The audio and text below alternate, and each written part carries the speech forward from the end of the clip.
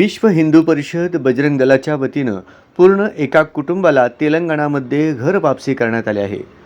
गेल्या 20 ते 25 वर्षापासून ते संपूर्ण कुटुंब धर्मांतरण झालेले होते, तरी त्यांना पुन्हा एकदा आपल्या पवित्र सनातन वैदिक हिंदू धर्मामध्ये पवित्र यज्ञ हवन करून घर वापसी करण्यात आले।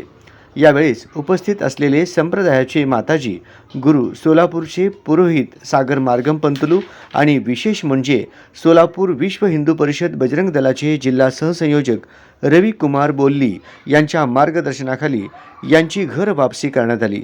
जय श्रीराम। मी रवी कुमार राजय्या बोल्ली, सोलापूर बजरंग दल जिल्हा सहसंयोजक। आज पूर्ण भारत आणि जगामध्ये राममय वातावरण असताना आज माझ्या भाग्यात एक शुभकार्य करायचं मला प्रभू रामचंद्रांनी संधी दिली।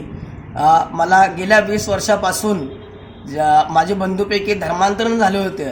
त्यांनी मला फोन करताच मी लगेच त्वरित एक विचार न करता लगेच तेलंगणाला येऊन त्यांचं मी आपले सोलापूरचे पुरोहित सागर मार्गम पंतलू यांना घेऊन तसेच माताजींना घेऊन त्यांच्या घरी जाऊन शास्त्रोक्त पद्धतीने विधिवत करून त्यांची घर वापसी केली आणि हे पुण्यकार्य मला भेटलं। कळत न कळत आपल्या पाहुण्यापैकी कोणतर असं धर्मांतरण झालेलं असेल तर आपण सुद्धा सर्वांनी प्रयत्न करावं आणि सर्वांना पुन्हा एकदा शुभेच्छा।